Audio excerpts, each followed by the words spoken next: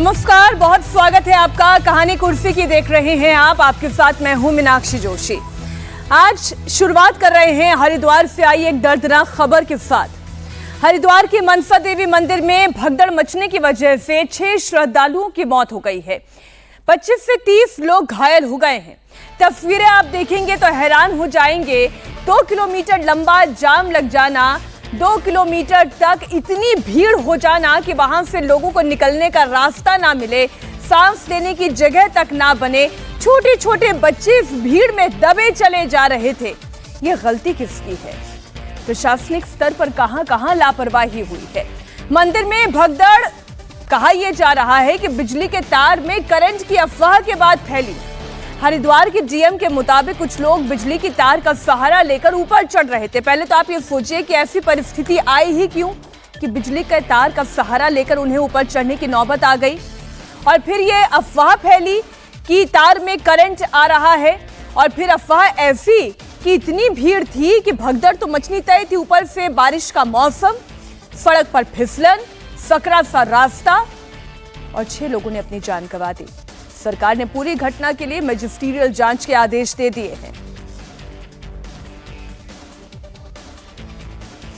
अभी तक जो सूचना प्राप्त हुई है उसमें 15 के लोग घायल हैं, कुछ सीरियस हैं जिनको हमने रेफर किया है। 6 लोगों की डेथ इसमें हुई है, और साथ ही वहाँ पर जो मौके पर हमने जो भी प्रथम दृष्टया जो जांच की है उसमें यही समझ में आ रहा है कि किसी ने ऐसा अफवाह फैलाई है कि वहाँ पर करंट आ रहा है तार में, क्योंकि कुछ हमने फोटोग्राफ्स देखी हैं जिसमें तार टूटे हुए दिखाई दे रहे हैं। ऐसा लग रहा है कि लोगों ने तार खींचकर चढ़ने का प्रयास किया है दीवार पर, और उसी वजह से कुछ भगदड़ हुई है। क्योंकि जो भी हमारे डॉक्टर्स ने भी यही बताया कि जो डेथ हुई है वो भगदड़ की वजह से हुई है, ना कि करंट लगने की वजह से।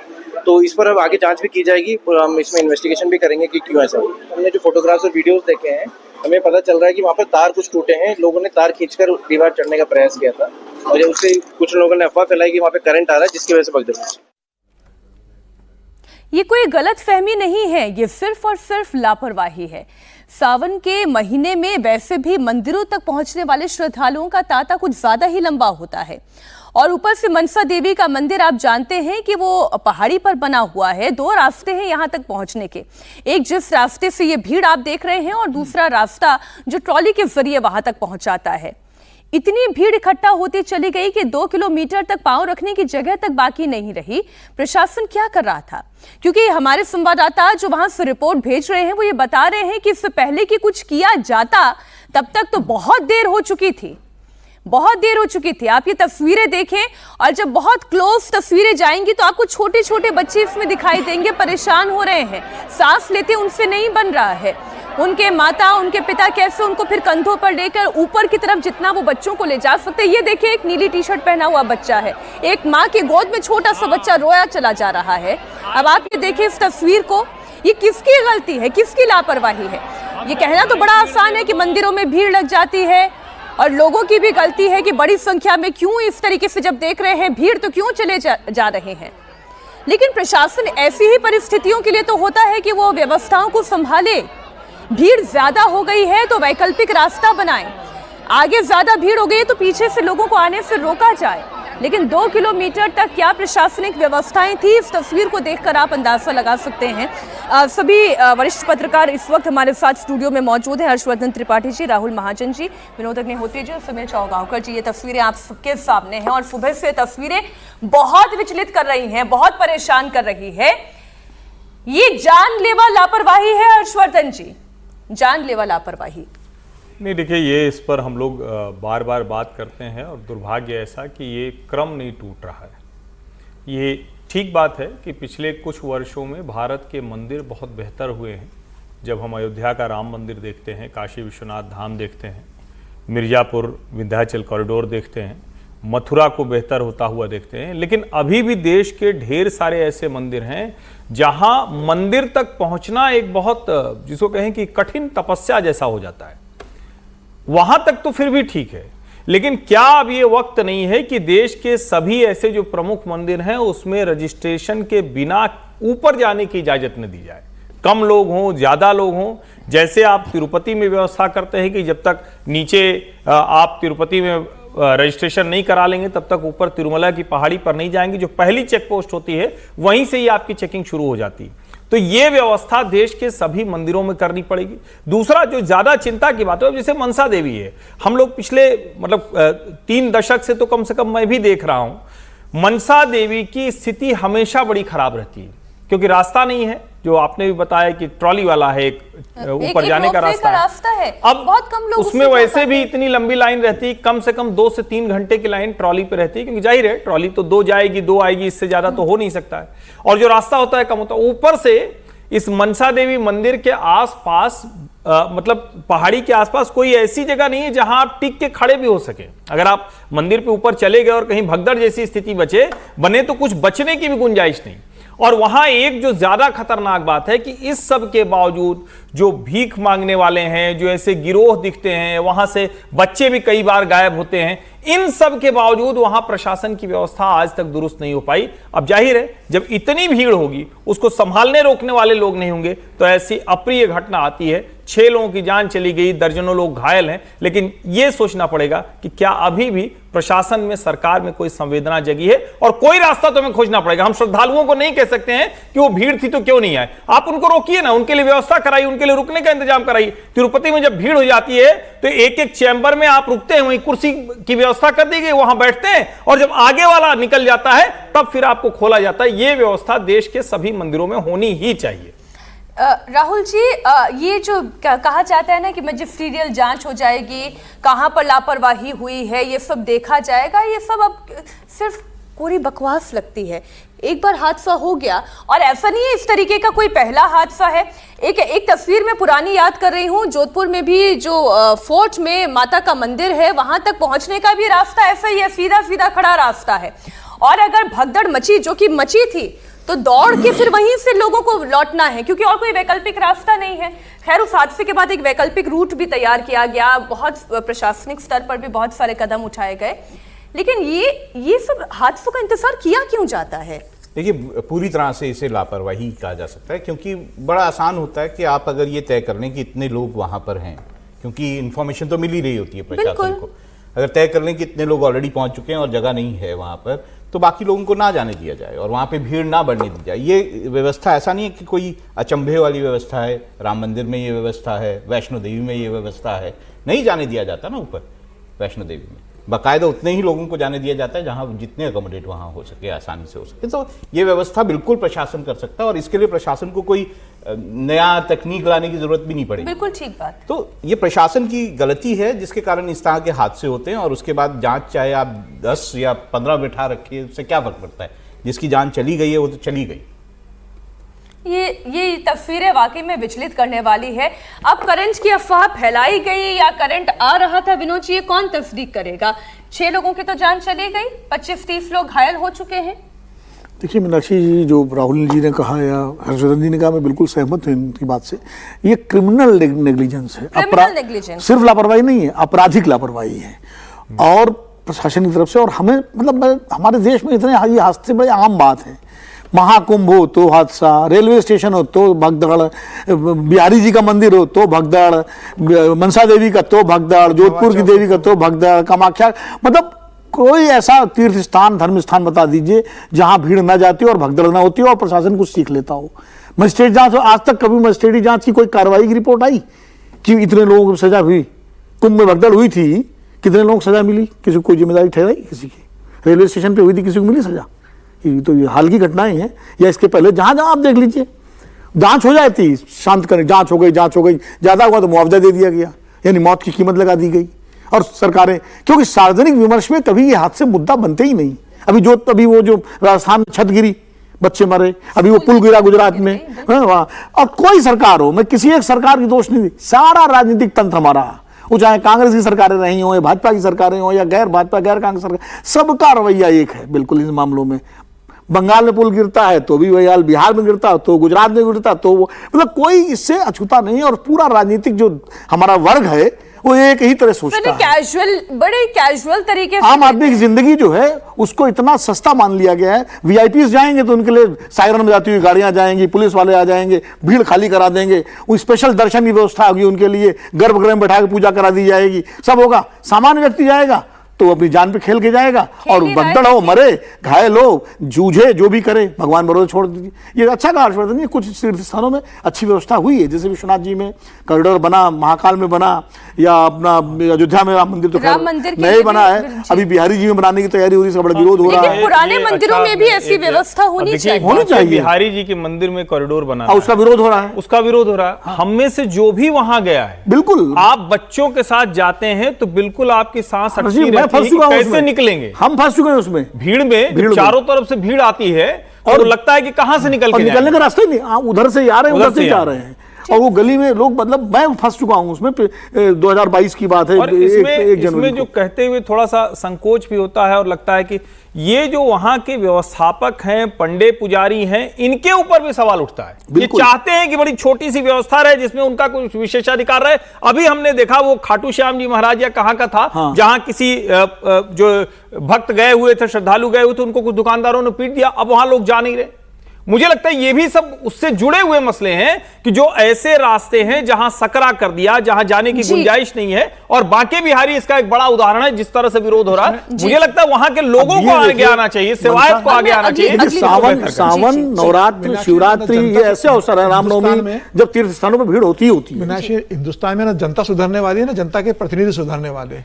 न जनता भी अपनी जिम्मेदारी को नहीं समझती, ना प्रतिनिधि अपनी जिम्मेदारी को समझते हैं। आप देखिए छोटे छोटे बच्चे को लेकर आप इतने घर में उसमें माए जा रही है, आप ये तो देखिए इतनी ज्यादा भीड़ है, बच्चों को नहीं ले जाना चाहिए, बच्चे को लेकर आप घुस रहे हो। अभी 3 साल बच्ची है ना, थोड़ी देर भीड़ कम हो जाए, 1 घंटे बाद जाइए। आप जानते हो कि इस तरीके से जरा सी भाग दौड़ में अगर बच्चे की जान चली जाएगी, महिलाएं गिर जाएंगी, बुजुर्ग महिलाएं रहती हैं, तो भाई आप लोग थोड़ा रुकिए ना, पहले भीड़ कम हो जाने दीजिए, फिर आप जाइए। जब आपको दिख रहा है कि यहाँ देखने वाला कोई प्रशासन का आदमी नहीं है, प्रशासन लापरवाह है, प्रशासन ने कोई व्यवस्था नहीं की है, तो कम से कम आप तो अपनी जान बचाइए, आप तो सर यही होता है ना, आस्था ना फिर ये सब देख नहीं पाती।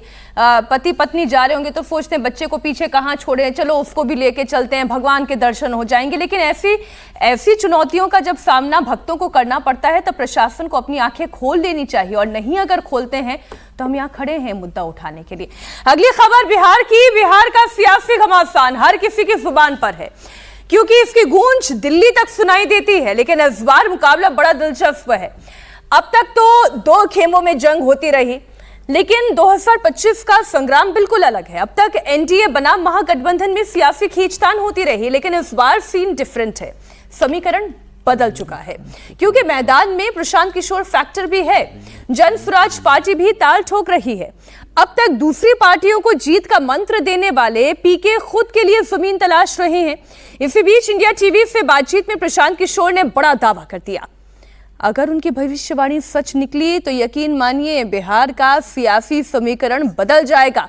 प्रशांत किशोर का वो बयान मैं आपको सुनाऊंगी, लेकिन उससे पहले अपने मैं मेहमानों से जानना चाहती हूं कि पीके का वोट जब बटेगा तो किस किस तक पहुंचेगा।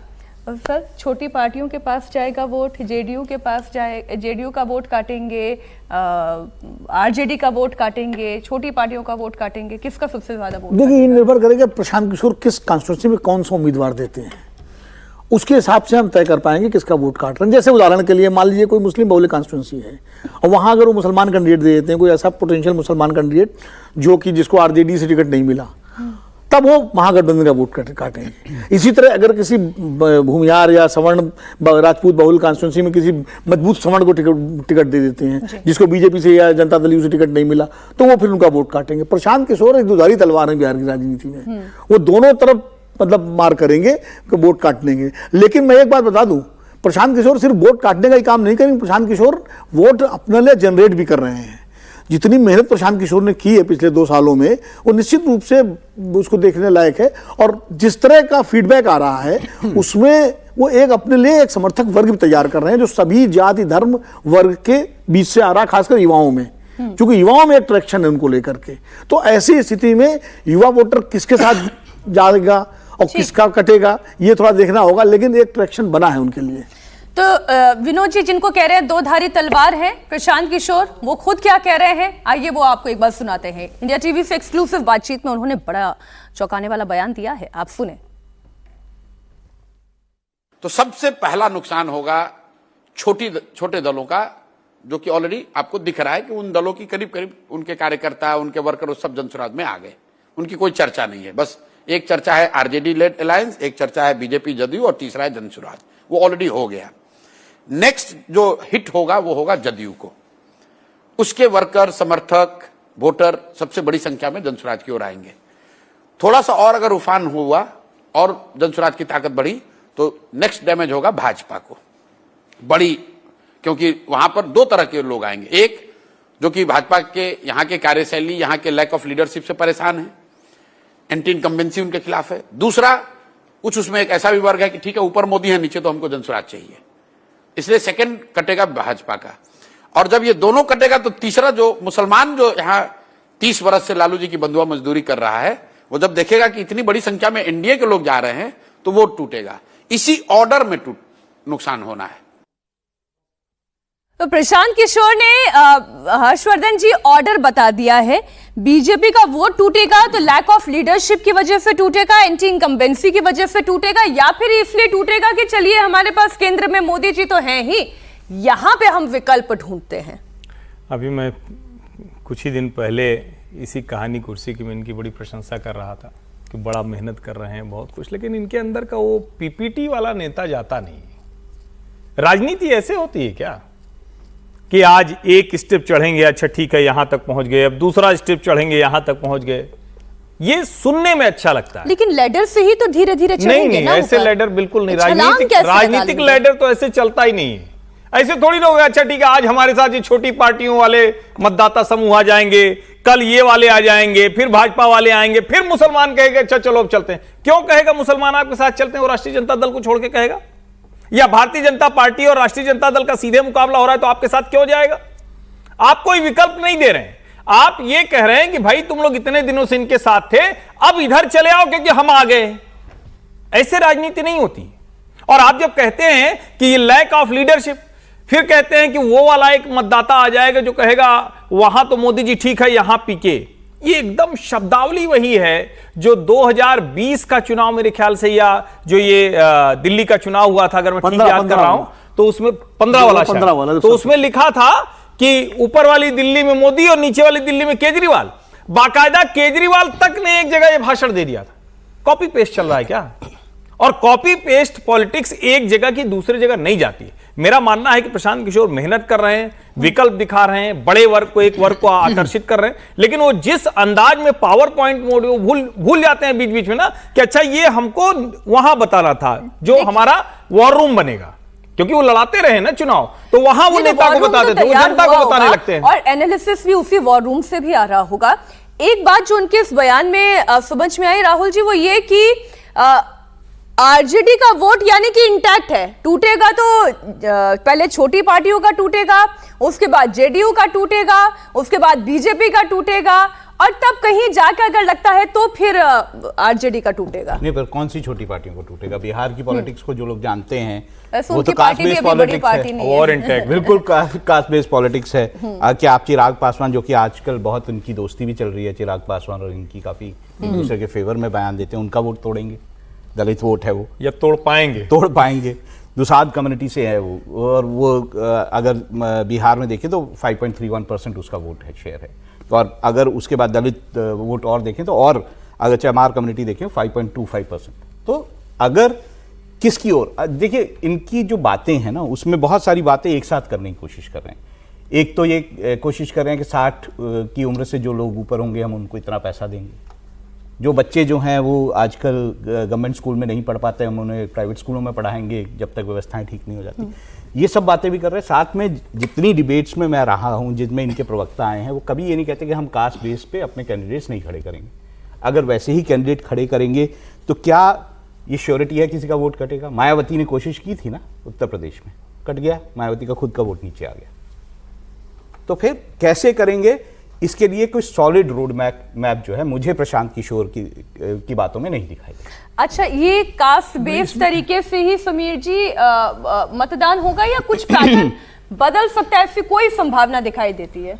देखिए, प्रशांत किशोर बहुत शानदार राजनीतिक रणनीतिकार रहे, सलाहकार रहे हैं, और मुझे लगता है उनकी बिहार की राजनीति भी बहुत शानदार तरीके से वो अपने आगों को लेकर जा रहे हैं। ये बार बार कहा जाता है कि भाई बिहार की राजनीति कास्ट बेस्ड वोटिंग होती है। हिंदुस्तान में ऐसा कौन सा प्रदेश है जहां जाति की राजनीति नहीं होती? गुजरात में क्या जाति की राजनीति नहीं होती? क्या कर्नाटका में वोकलिंगा और लिंगायत की जाति नहीं होती?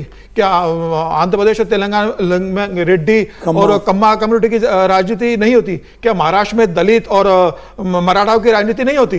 प्रधानमंत्री नरेंद्र मोदी गुजरात के इतने लोकप्रिय मंत्री रहे, मुख्यमंत्री रहे, मोदी के कितने जाति के गुजरात के अंदर वोटर होंगे? मोदी को स्वीकार किया ना। उसी गुजरात के अंदर जो KHM का जो कांग्रेस का समीकरण था, उससे खिलाफ भारतीय जनता पार्टी ने अपना गठबंधन किया ना। नीतीश कुमार 20 साल से मुख्यमंत्री, नीतीश कुमार की जाति के 2% वोटर भी नहीं बिहार में, नीतीश कुमार मुख्यमंत्री बने हुए ना वहां पर।